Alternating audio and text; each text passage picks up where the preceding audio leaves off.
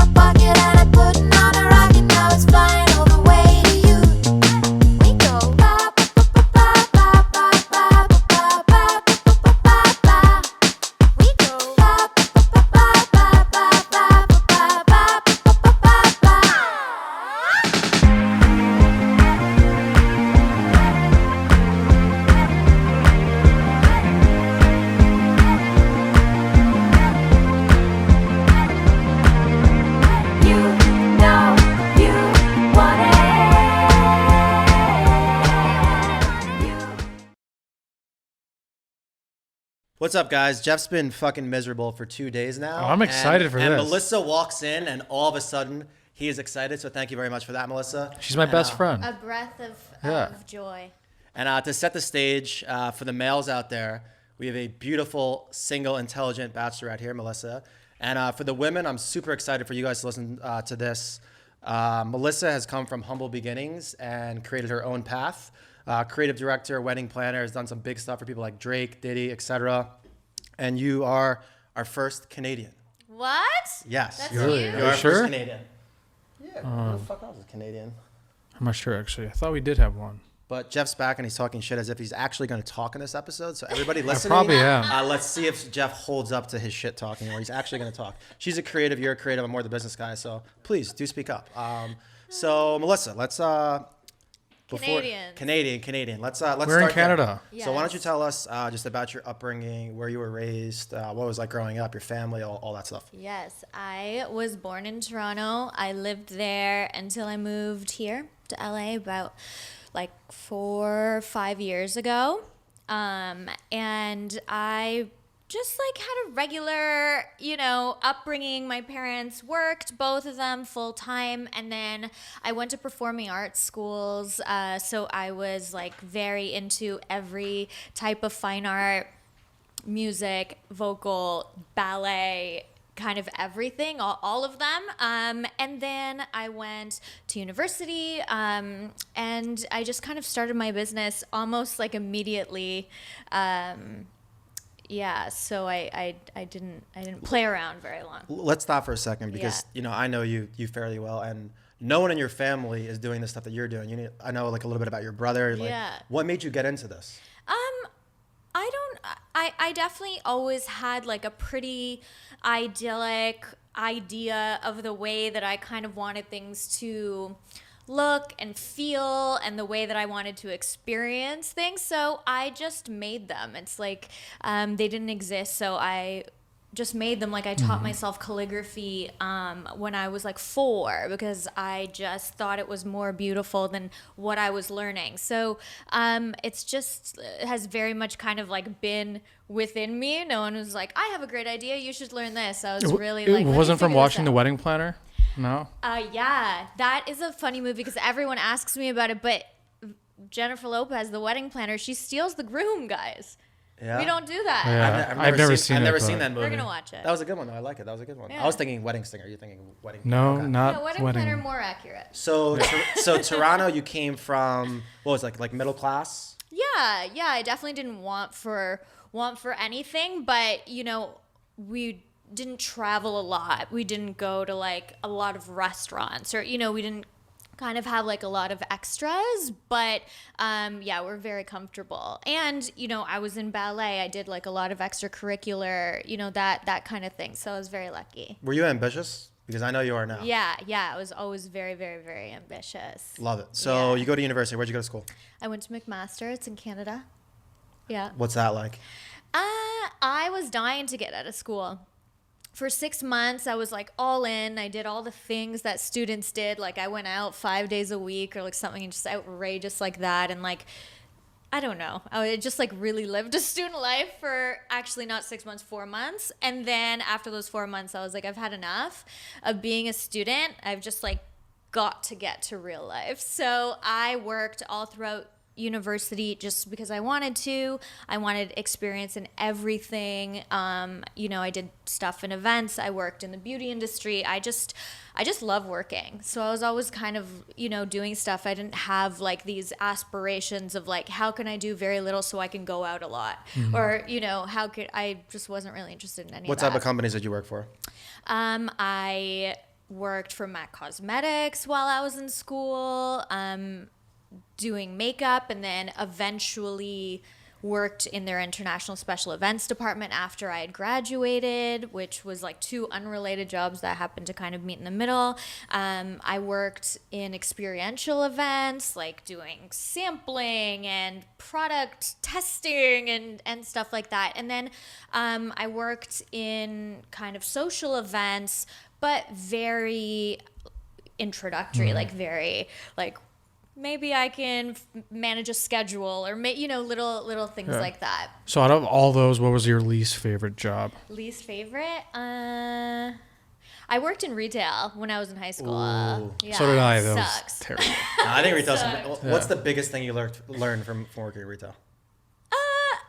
I think actually people like to be sold to. I think that I know people say that they don't, but I think that there's a population of people that like to kind of be, I'm not gonna say told what to buy, but they like suggestions, and like I still do that now. I'm always selling. Interesting. So you kind of worked in all these different pockets. I think the common theme that we found in all entrepreneurs on this show is before people became specialists and really good at one thing, they tried a ton of different things to really see like where their passion was and where they could be world class in.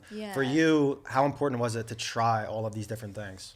I was so interested in so many different things. I didn't really want to stay like home, and I love working. Like, I'm not exaggerating. I love working. Like, I signed up for classes of like different things I could learn in December. Like, I'm still doing that. And I like probably don't totally have the time, but I make a lot of time for stuff like that. I still am like a little bit of a generalist in what I do. Like I'm almost like an expert at being a generalist or something. Like I know a lot about printing, not as much as you guys, but I know a lot about printing. I know a lot about AV, not as much as someone who specializes in AV, but I know a lot about it. And same with florals, fabric, floor planning, measuring, building. I know a lot about kind of everything that goes into my job, which is probably rare. I think a lot of people who do what I do rely exclusively on their vendors, and they kind of see themselves as like the connector.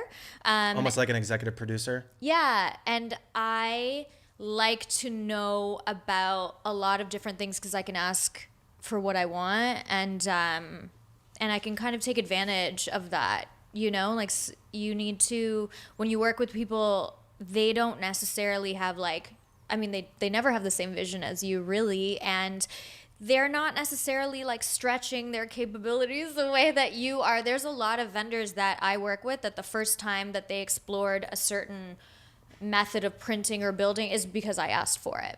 So it's like, yes, they're going to execute, but like all of these vendors are people that I use to help me execute what I'm trying to do. Yeah. What do you think the best way is to learn in your space? Obviously, experience has been the biggest thing, but how are you learning about, dealing with contractors and printing and finding, flower vendors? Yeah. Like, what's been the process for you? I know that you're like a lifelong learner, but what are you doing to learn a lot of this stuff? Because a lot of this shit that you do, like when we talk, it's like very random, I feel like esoterical shit that I have it's no idea. relationship based. It's like all relationship based. Yeah, it's like hard work and Google, and which is like everything, right? Hard work and Google, and and experience and knowing how to ask the right questions and seeing a lot of shit go wrong and increasing the cost of your service as you learn those lessons. You know, at one point there was like now I know how to collect cell phones at a party because it's a celebrity's party, but there was the first time that I did that, you know? So, and at that point you charge differently than you do now, and it's on you kind of. I think there's like different jobs obviously are different, but there are kind of people who connect the amount you make to the amount of hours that you work. That's fucked up. Wrong. Yeah, wrong. Yeah, wrong. So it's just wrong. So like if a client asks me for something and I don't know how to do it and I'm the expert, it's not really on them to pay for me to figure it out. Like if I have to figure it out, that's on me. If I want to charge more because now I know everything, or I feel like I know a lot, then that's also on me, you know? And then, but it goes both ways. Like the client can't expect to pay someone an entry level position and then get upset when they don't know everything. Of course they don't, you know? So I think like hiring someone who performs a service, it's such a two-way street, and like expectations need to be managed on both sides. You know what I mean? Like you can't, everyone has those stories about like getting 10 quotes from a contractor, picking the cheapest one, and then like being so annoyed that there was a flood in their house, you know? I feel like I'm scared to cut corners with the wedding planner for my future wife. And it's a conversation that we always had is when people hire your company, a Melissa Andre wedding, if they're not paying the Melissa Andre money, then you're not going to be there. There's an extra fee for you to be there and put your hands on it. People don't understand that. Yeah, I mean, I don't know if that's common, but there is like an element of creative direction to event planning that comes into play if people onboard me specifically. Otherwise, I oversee the company and I oversee the team. But if someone really wants like all those hours that goes into like me making the decision that I would make versus someone else, then there's This is getting interesting for the males out there that are going to have to go through this process because we spoke before, so I know a little bit about it, but I'm interested to go deeper into that. I want to talk about the moment that I look at you as not only a wedding planner, also like a creative director, but when was the moment that you're like, hey, maybe you saw other weddings and you're like, fuck, they're doing this wrong, I should do it. Like when did you have that moment where you were like, I need to go on my own, I can do this better than them? I think like there was like not a set moment, but I definitely have always grown up with this kind of constant visualization in the back of my mind of how I like kind of wish it looked, and like a very like an awareness that it wasn't as good as it could be. So I just did that about everything, kind of anything that I could like tweak and change, and I'm like I think it's really interesting that like if you read a book or like you read, I don't know, a nursery rhyme or something, and it's just a book, hasn't been made into a movie or you haven't been tarnished or whatever by the movie, every single person has these different ways that they visualize it, even though we're all reading the same words. And that's like a little bit of what I do, right? If someone comes to this person and says, I want black and white and whatever, it's going to look different than if they came to me. It's like that whole process. Understand. So was there, I don't remember exactly, but was it a moment, so you're working for a company, and then was it like a friend that was like, hey, I want you to do this, I want to be a part of this? What made you break away? I want to know about that, because a lot of people out there too have full-time jobs and they're deciding, hey, when do I make the jump? How do I make the jump? I never worked for any social party planning companies. I worked in events in the fashion industry, in the beauty industry, which is different than social for sure, because like the whole point is to like sell a product or to like, you know, launch something or, you know, whatever it is. So I hadn't done that. I hadn't worked for myself and I hadn't done social events. I thought that, you know, it's probably quite easy. I don't know that I would say that now. I actually think my job is really hard now, but at the time I thought it was going to be really easy. So, I just kind of had like the soft skills from working with brands, and then people around me kind of started needing little things and I just started volunteering to do them. And it was, went from like me helping 2 or 3 friends to 1 year to having 50 clients the next year, and having to kind of like quit my job and that kind of thing, just because like the work that I was producing for them was not expected and was like, this breath of something new. So I found it really easy to get clients when I first started.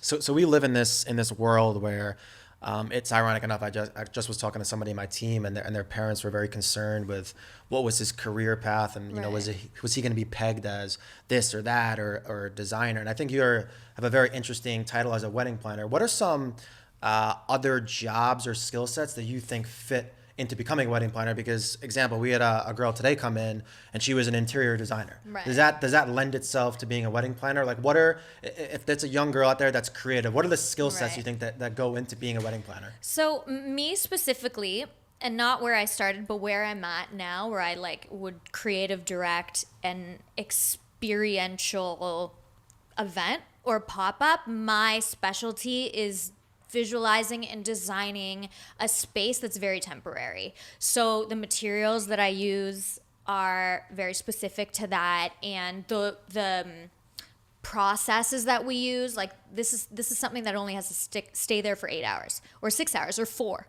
or 3 days. So very different than an interior designer who, they're visualizing a space, but so different because they're probably producing a space that needs to live like that for 10 years.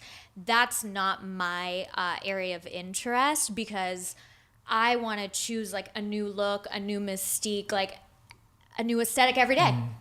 I don't want to work on something that has to live like that for 10 years. But in the same token, she probably gets to work with like some imported marble that costs, tens of thousands of dollars, but they are fine with it because it's going to live there for 20 years. We don't have that. But I can definitely push my clients into like way more like risky or extreme design aesthetics, because I'm like, we'll choose another aesthetic for another party, and it's much easier. Do you have a partner in this, or is no, it just you? just me. She needs a fucking partner. She needs a nap. Yeah, I here. do. I am exhausted. Drinking coffee in the middle of the night. Like, with we get honey a in it. minute. With honey, and I'm gonna try that. coffee. It's a hack.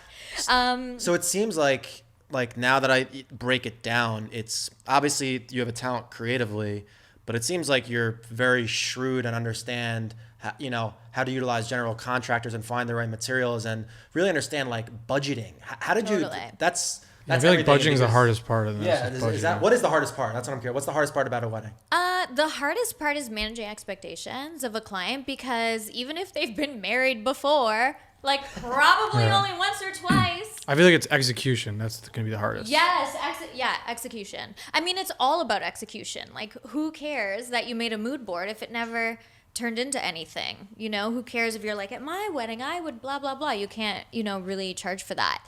But on our team now, because of the scale of the weddings and the scale of the parties or productions, or we did like a pop-up for a brand recently, and we're working on a big like experiential art installation that's going to be there for 24 hours. The budgets are like probably $250,000 and up into like the $3 million. She just fucking flexed on you. You guys didn't know we were dropping 250. What's the biggest budget you worked with, real quick? And then we'll get back. 3 million. 3 million. Yep. There we go. So because of that, it's not just me. I manage the creative. I have a logistical manager that manages like all the ins and outs. There's a guest service manager that does like food, beverage, allergies, invitations, RSVPs. Allergies is its own division. Now it is. Oh my God, it's a whole new world. Like, we used to do weddings or parties at some point where our clients were like, honestly, there's only one vegan. We don't even need to offer that. Now it's like, this person's not eating corn. This person's only drinking Earl Grey tea on their head, whatever. I have so many food things, so I'm fine with it. But, and then, so that, those three, and then we have an account manager on every job that makes sure that every vendor gets paid. We have to have insurance for what we do. When I first started and was doing much smaller projects, like, I don't know, is this allowed? I was definitely not operating with insurance. I don't know, like, and neither were my vendors. Like, I was like, hey, can you do this for me? And they were like, I don't know, maybe, now it's like, there's 4 people that go into every team. And then on the day, there's an on-site team that works that needs to be like fresh on that day, that, you know, is making sure that like That times sounds are risky. being kept and cars are coming and going and things are being dropped off all at the right time. How often do you go outside the wheelhouse of weddings? We only did 5 weddings last year, but we Oh. did She's 50, up. She's 50 up. parties. She's up in that fucking price. That's Yeah. what she's doing. So, it's always different. I personally only do up to 5 weddings a year, but my team will do like probably about 20, and then we do about like 100 projects a year that are all different. Let's go back to weddings, and then I want to go to that. Let's talk about the dirty secret of who is the biggest fucking pain in the ass at the wedding. Me. Bes- It's honestly me. I'm so annoying. It's like literally 15 minutes before the client comes, I'm like, guys, I think we should move this. Like, what? Like, so yeah, no, I'm the worst. They're easy. They're easy because Yeah? they were expecting like this, and then like I come in and I'm like, but shouldn't we have like a wisteria tunnel that's, and they're like, I guess, you know, and they're like, whatever you want, like, you know, which is great. That's what I wanted. But so they don't like, so much of what we do has never been done before that they don't even have like, maybe they have a rendering, which is like a picture, you know, and we're building it like for sometimes a week leading up to it. So like our clients, especially social clients, like corporate clients is different because you have to have like a lot of approvals, but social clients, like really big weddings and stuff, like they're like, go for it. You know, what do you think? Yeah. And at least when they hire us, I'm sure that's not the average response. I don't think that's the sentiment when people typically hire a wedding planner, but when they hire me, usually that's what we get. And I'm the worst. So I want to go into Melissa Andre, the 5 tips that you need to know for having a wedding. Okay. Okay. What are the 5 things that you need to know? So Okay. I just got engaged yesterday. Yes. So the first thing you need to do is make your guest list and then subtract a bunch of people. Because like Is it guest list or budget first? No, guest list first. Okay. You can't determine the budget until you know how many guests. It's like going to buy a car and being like, I want to spend $50K, but then not having like, you know what I mean? It's Okay, so guest list first, shave it down as much as possible. yes, shave it down as much as possible, because the number, I always ask people after a social party what they would have done differently, and almost everyone says they would have invited less people. Really? Yeah, Less? over about 80% of people say they would have invited less people. Interesting. Yeah. Why is that? Is Nobody it gives a price? shit. Is it because they are annoying? Is like Because room? on the day, they don't anticipate how much effort it is for them to host 100 Oh, yeah. people or Okay. 200 or 300 people. They miss things, like they didn't get a chance to like spend enough time with everyone, and it's like this big I important feel like day. it's a fucking job for the woman that day. I mean, both of them. Yeah. but fuck that. I'm going to Yeah. enjoy my fucking wedding. I'm keeping that shit low. How many weddings have you stood up in before? What do you mean? Like spoke as like a best man or something? No, or just groomsmen. 8. Oh, that's a lot. Really? That's a lot. Yeah. I'm 6. I thought I was a I got lot. friends. You guys are so popular. I only go to weddings I stand up in, or else I don't. Well, go. absolutely. That's Yeah, like, That's like my rule. I only go to Okay. weddings. I actually, get there's paid probably to people attend. listening right now. Actually, one of my buddies from high school sent me wedding invitation. I didn't even add. I checked my mail late. I'm No, sorry. no. Yeah, we're bad. But I really give a shit about the people that I give a shit about. And for me, I completely understand that. Like, that's an argument that I have with my family all the time. Like, and again, this is kind of fucked up, but it is what it is. Like, my dad has a huge family on his side. He's got 9 siblings. There's fucking 100 of them. Right. Like, to think that I give a shit about all 100 of them, Yeah, that's too many that's shits no. to give. I don't Wait, give a wait. shit about that's no. How many weddings did the groom or bride run and like didn't show up? What?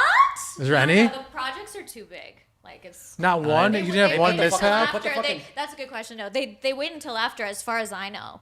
They But wait till after. I had a girls' Christmas dinner for a bunch of my girlfriends, and one of my really good girlfriends does my hair. She was doing my hair before the dinner, and then I was like, sorry to make you work before our dinner, but I can't be around you without good hair. Like, I'm embarrassed to be around you. And then it dawned on me that this is why I don't get invited to weddings. Is because, like, well, why would we invite you? Like, if I can't blow dry my own hair in front of my hairstylist, then how could someone? I don't know. I'm making up excuses as to why I don't get invited to more weddings. I think that's good. I don't like being invited to weddings. You don't? You're I have rough. You're rough questions. around the edges, but you're a sweetheart. We know. Okay. So the first thing is the guest list. You shave it down. What's Yeah. step 2? Then budget. Budget. And is it Yeah. on a per head basis or an overall basis? Overall. Yeah, there's too many. I mean, gone are like the days of like, oh, it's $200 per head, because now like Installations and all that shit. installations, or like if you want a live band, that is going to be a flat fee regardless of if you have 10 people or 100 people. Sound, like power, certain services. So it's like, it doesn't really make sense to say 200 however many dollars per person. And what's the protocol on that? And for who pays for the wedding? What's the full protocol? I mean, now I would say that there is no protocol. Yeah, there is not. It's like, it could be the parents. Yeah, there's that pay for so their own different. weddings now. I'm I mean, dealing with that granted, right now. We do weddings for like maybe a lot of celebrities. Maybe we do a lot of weddings for celebrities, or like very successful people who can very much afford their wedding. And people are getting married later. Like, people used to get married when they like still lived at home. So, that kind of custom of being like, I know you just bought your own house, but mom, like, I can buy my own car and house and this like rock, this diamond, but I'm gonna need some contribution. Some people still do, but most of our clients pay for their own parties. Yeah, but traditionally it's the parents. Traditionally, it's the parents of the bride. Yeah. Okay, so step 3. So you have So you the have list that you're your shaving list, down, your total budget. Yeah. And then what? and you have to make like a critical path so that you What don't is forget that? anything, like a timeline. She's making her own branded words over here. Let her continue. Critical no, it's path. a timeline. So you need to know. When are you coming in? Where are you coming in? Oh, Are you right in? at the beginning. First things first. Oh, first things I first. go through the list. I'm Cut like, the fucking when's check. the last time you Let's talked to go. Johnny? I feel like, Wow. let's boot him out. No, I don't do that bit. I come in right at the beginning. Yeah. You just subtly just texting booted people. fucking Johnny from the Yeah, wedding. poor Johnny. She's trying to cut that list down. Get more cash. Well, the thing is, you can't get a venue without knowing how many people. And you get so many more venues when you have less people. Because That's it. you can't make a building bigger. She's doing our holiday party. I Holiday have no 2020. fucking clue about any of this Yeah. stuff. This is really informative. Yeah. For the guys listening, this is great. Yeah. We're gonna get to Drake events, Diddy, all that. But Yeah. I want to continue on the wedding So path. then right? critical path, you have to make a schedule because you have to book any service that requires a human first. Do you know what I mean? And usually you're booking everything like how far in advance? 9 months, a year? I'm doing like weddings 2 weeks in advance, but typically people spend about 8 months to a year. Wait, 2 weeks? Yeah. So my clients are crazy. Yeah, that's why she needs a nap. Oh bro. my Yeah. God. No, so I missed one. Then venue. Third is venue. Then is timeline. Fourth, critical path is fourth. And then fifth is just the rest of the wedding. The rest of the wedding. Yeah, because I mean, there's some people who get engaged and then they go right out and buy a dress. You can't do that because you don't know where your wedding's going to be. Are you going to be on a rooftop in the city? Are you going to be in Hawaii? Are you going to be in this like ethereal, kind of, you can't, it all has to work together. You can't just go out and buy a ball gown and then you don't end up getting married in So not strategic. a whatever. It's not strategic. Yeah. So what's the biggest myth about wedding day? What is something that everybody thinks that is not true? Oh God. That the bride and the groom actually have fun? Is that a fucking lie? Because I think- feel like they're working. I feel like they're working at the wedding. They're working a little All my bit. homies They at the have a wedding are like, job. they're like, bro, I can't wait till this is fucking done. Well, I hate small talk, and I feel like it's all just small talk. It's 4 hours of small talk. More like 8 hours, 12 hours of small Yeah. talk. Honestly, it's just a really tiring long day. And it is really it's probably the most money that most people will spend on anything outside of like a house, which is crazy. I know, it's shocking. I'm trying to pre-negotiate with my future wife. Let's just put the money towards something No, else. don't do anything crazy like that. Yeah. Give it all here. I thought she was going the opposite. I thought she was telling us not to do it. I was like, wow, that's very. Well, it's probably good in your industry now that people are having 3 or 4 weddings because the divorce rates are up. That's pretty. It's good for you. I That's will high say lifetime that- value, Jeffrey. There we Your go, LTV baby. is high. High LTV for all you e-commerce guys out there. High LTV of this divorce rate. Let's keep fucking jacking it up. Oh my Get Melissa's God. business up. Yeah. So let's talk about celebrities in general. And I think for you, from a branding perspective, first off, your name, Melissa Andre, is very, it's big, it's bold, it's simple, it's easy. It's my real name. I know it's your real name. So that in itself, you had a great start there. Yeah. But you've for sure leveraged doing events with celebrities to probably up your fees, up your prestige and everything. So I guess let's just start with Drake and how did that come about and what did you do with him and what did it do for your career? Yeah, it was like a general inquiry. It was like, we're really interested in your work. Will you come and meet us? There isn't necessarily even a specific event we want to meet about. We just like love what you're doing. So that's how that happened. And then I did How'd you his feel when you got birthday. that? When you got that? I felt great. Duh. Did you cry? No. Oh no, I don't really cry. She doesn't. She's not a crier, bro. No, I'm not a crier. She's really good. I At mean, hiding, she she's is. good at hiding her emotions, bro. What? Very good at hiding her No emotions. way. Yeah, you might be lying there. No, I did not cry. So what happened when you did the actual event with him? What did that do to your career? I'm sure that you do that and everyone's fucking like, oh my. I mean, everything changed for you. It had to. It's fucking Drake. I mean, yeah, no, of course. But I think the thing about working with celebrities is that most celebrities can hire whoever they want. They can fly someone in. They can get someone off a project to work for them. So if they're choosing to work for you, I feel like to work with you, it's kind of like a big stamp of excellence, kind of. You know what I mean? Like, really, he could hire whoever he wants. And he hired me. There you go. And, You know, and what did you so- do with him? What type of party was it? Just The first thing that I did for him was a birthday party. Yeah. Yeah, and I had like only a few days to do it. Yeah, which is very common. I think like the other thing about celebrities is that they don't necessarily know their schedule. So how are you supposed to know it? You know? It's like A few days? like I yeah, think just like getting 9 thrown out. days The or assistant, something. the manager. That's crazy. Yeah. Yeah. But that's so common. That's so common. So- Like any Grammy party we've ever done, anything around a celebrity has been like short timeline, which is good in the sense that you have to do all the same amount of work, but now you get to like cram it into a short amount of time. So it's like people can't really waver or take too long to make decisions. A, B, typically celebrities, they're used to hiring experts, so they're great to work with in the sense that like if they're hiring you, they already kind of trust you. I think most people in the world haven't hired like a design expert, so they don't know, like their experience is hiring like a plumber who fucked up their house. You know what I mean? Like in hiring a service, a lot of people don't have experience in that. So they're hiring and empowering you because they're paying. Yeah, for and an they're expert. like, we could pay anyone, we're paying you. Like, you know what you're doing. So that's nice, and that's like a bit of a change from working with non-celebrities. Like sometimes they're, I mean, and also celebrities don't have time to annoy the shit out of you. annoy you. Yeah. And what else? And they I pay mean, more.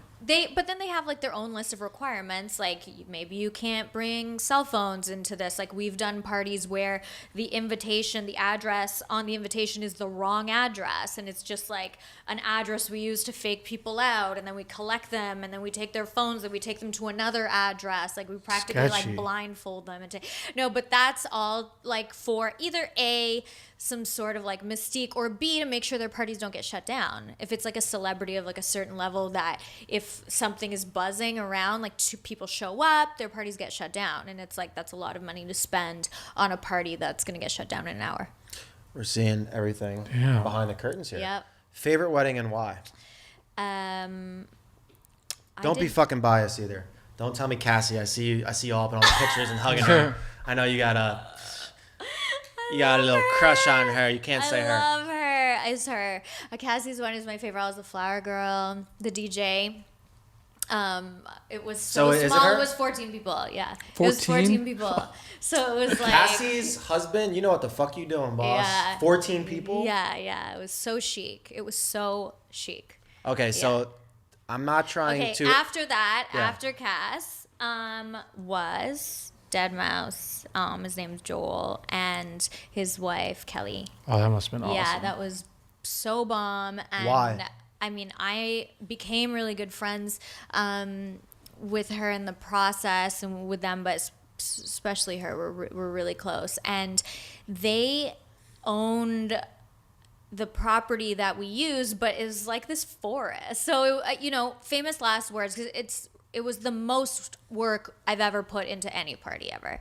It was like the longest setup. It was like very, very long, and I can't say kind of everything about it, but we really built a venue from the ground up. Like, we got power, we got water, we got restrooms, we leveled out a floor, we built a road so that we could build in there. Like, we really went into a forest. You can't bring pipes and you can't bring that stuff into a forest that's filled with trees. So if there's a nuclear holocaust, we call you to build a country or a Yes. little city Yeah, for us. She got the GC on deck Yeah, that can handle all that. Yeah. So is that seems like it's a pretty intelligent move to own the property or be a friend where you can kind of be patient in the build out, because these other places, they're paying them probably a per day basis where you're in there and you got to fucking rush. Yeah, and I get mean, it up. I don't even know that you can rent anything like this. Like, this was kind of a one-off. I don't know any other forest that you can just rent. Can't wait to see pictures after this.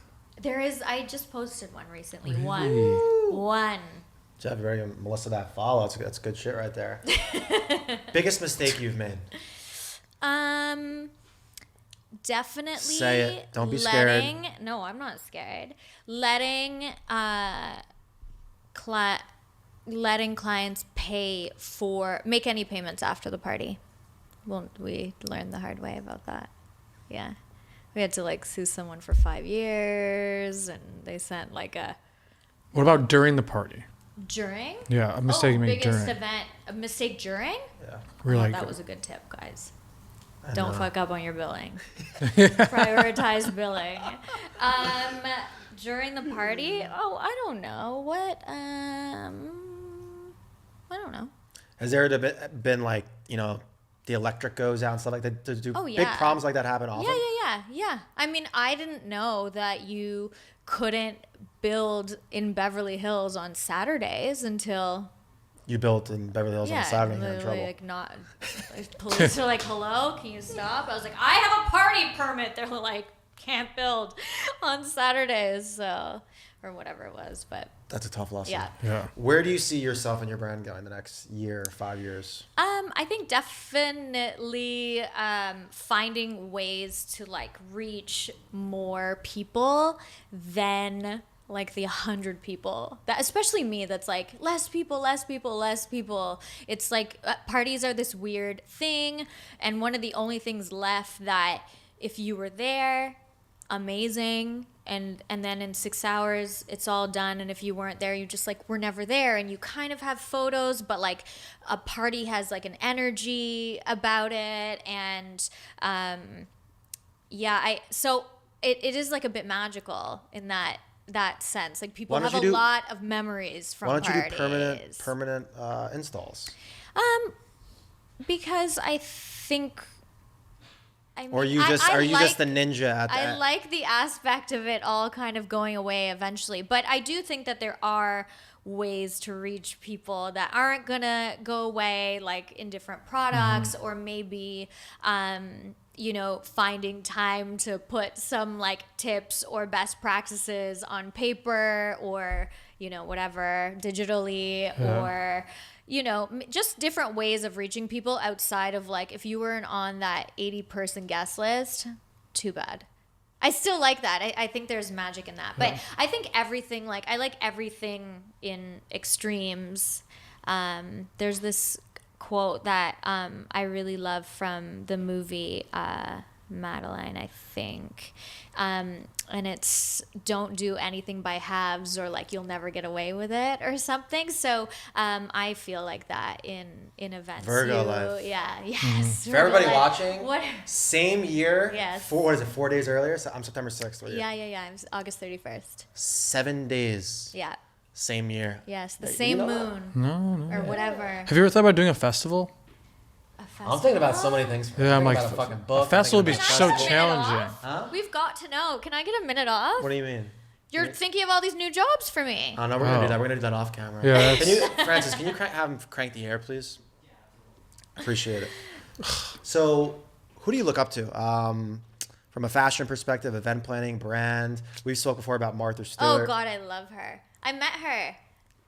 Tell us about that experience, meeting Martha Stewart. I just love her. She's so chic. She's so chic. She's a female self-made billionaire. I think the first one in the U.S. That's wild. She's a billionaire? Yes. I didn't know that. What a woman. Bro, consumer product. What a woman. monster. I wouldn't have thought with a B. Yeah, no way. She And low-key she went to has jail. been Nobody for even gives a years. fuck. Yeah, so definitely Martha Stewart. And I was speaking at an event called Elevate Tech Fest, and she was speaking at it too. So we had like a moment on stage, and I had just been published in Martha Stewart weddings like 2 days before, so I had like a good in. I was like, it's just in your magazine. And then of course she's like, which one? Because she has so many. I was like, you get it. Yeah, she's like, oh really, which one? I'm like, okay. She got this simple, bold name too. Melissa Andre, Martha Stewart. Martha There you go. Stewart. They sit. Yeah. What do you think it is about her that has brought her that much success? You have, obviously, Jeff didn't even know she was a billionaire. So I mean, I don't know. Yeah, I don't. I know she. I thought she does cooking boss, shows. bro. It's fucking Mountain Rushmore is Martha Stewart, Yep. Oprah Winfrey. Yep. You got to throw Jenner on there now. These are the big bosses, bro. Martha Stewart, come on, baby, wake up. So, Martha Stewart. What is it about? What is it about Martha Stewart. I think any kind of like business and creativity blended, if you can do both, I think that is a special skill. I think not many people can do both, or they don't find the right partner to be able to do both, but she has done that. Like, she makes things by hand, but then she makes sure they're all in a book, and she has 100 books, you know, like, and then she makes sure that they're like, I don't know if it's her. Obviously, it's not her doing everything, but, you know, and then she's selling the right way and producing things the right way and documenting the right way. And I thought she just cooked and smoked weed. I'm so wrong. That She's a fucking too. machine. Maybe, yeah. Jeff has the complex network vantage point of her smoking weed with what, Snoop Dogg? Yeah, is that's it. That's all I had. I don't. I think too, this like authenticity about her, like she's really living the way that you expect her to live. Like sometimes people come over to my house and they're like shocked. They're like, oh, this is what I imagined your place to look like. And I'm like, of course it is. And they're like, maybe that we're losing that a little bit with like, I don't know, social media. Maybe there's like people are maybe focus more on like a internet presence than real life. But I think like, you know, all these people have these like stories of like, you have a meeting with Martha Stewart and then you go to her country house and she makes you a frittata with like vegetables from her farm. And Is this a real story? Yeah. Oh yeah. So is And she it's, bougie or is she like a rare. badass? She made you a frittata? Oh, not me. Oh, I thought you. All I did was take a pic and Bougie beg or for some attention. bougie or badass? Both. She's both. Yeah. Badass bougie. I like Yeah. it. I like it. Yeah. All right, let's talk about the piece. Yeah. I liked this piece because, okay, first of all, I'm really impatient, but I think execution is really important. I think it's the most important. And confidence. Honestly, they're all important, except I hope patience is less important because I'm really impatient. That's my worst quality. Yeah. How long have you been doing wedding planning? She's saying she's impatient. How long have you been doing it for? 10 years? Yeah. Makes no sense with that comment. No. You're fairly. I'm impatient. I can see for that. things to happen. I feel that. Yeah. She's Like, that's got- why I she's had got- to go and do it. She's myself. got micro and yeah, she's got. Yeah. She's So do I though too. See? I have When's Yeah. your birthday? December 8th. Guys, this is the most Jeff has spoken in any episode. You Well, have. we have something in common. We're Yeah. artistic. You guys want to? Should I switch seats or not? Sure. Oh, we're done almost. We give another one. So, like I said, if this was amazing advice for anybody like me that had no fucking idea about anything with weddings.